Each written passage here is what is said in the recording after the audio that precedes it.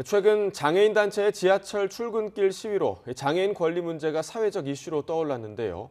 우리나라는 다른 선진국들에 비해 장애인 복지 예산 비중이 작을 뿐 아니라 장애인으로 인정받는 것 자체도 훨씬 어렵습니다. 미리 일정한 기준을 정해놓고 기계적으로 장애인을 규정하기 때문인데 의학적인 진단명보다 생활 속 차별과 제약을 먼저 고려해야 한다는 지적이 나옵니다. 김철희 기자가 보도합니다. 경기 수원시에 사는 A씨는 지난 3월 평소 앓던 당뇨 증세가 나빠져 발가락 4개를 잘라냈습니다.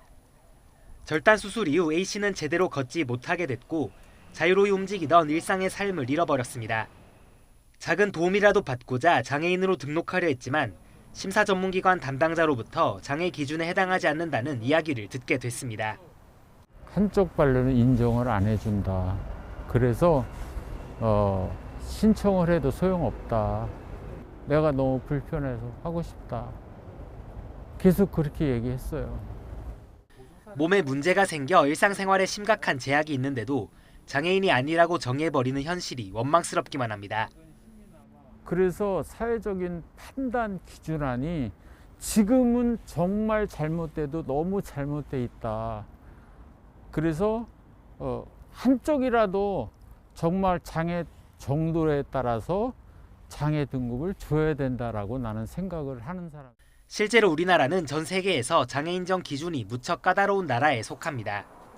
장애인 통계 자료를 보면 2020년 기준 우리나라의 장애 출연율은 5.4%에 불과했습니다. 핀란드나 미국 등은 물론이고 이웃나라 일본과 비교해도 매우 낮은 수준입니다. 이처럼 차이가 큰 건 무엇을 장애로 볼 것인지에 대한 기준이 서로 다르기 때문입니다.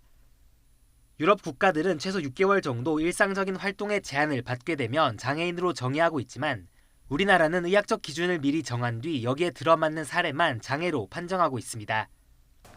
이렇다 보니 발가락이 10개 모두 없으면 장애인으로 인정되지만 하나라도 남아있으면 자격 미달에 해당합니다. 일상적 사회생활이 불가능한 경계성 지능 장애인도 국가로부터 장애 판정을 받지 못하고 있습니다. 전문가들은 병명보다는 개인이 사회적으로 겪는 제약과 차별에 집중해 장애를 판단해야 한다고 지적합니다. 기존에 이렇게 원칙을 미리 세워놓는 게 아니라 이제 큰 의미의 기준점만을 두고 그 안에서 각각이 가지고 있는 특성이나 각각이 가지고 있는 어려움들이 파악될 수 있는 제도로 그렇게 바뀌는 게 맞다고 봅니다. 2017년 기준 우리나라의 GDP 대비 장애인 복지 지출 비율은 0.6%로 OECD 평균의 절반에도 미치지 못했습니다. YTN 김철입니다.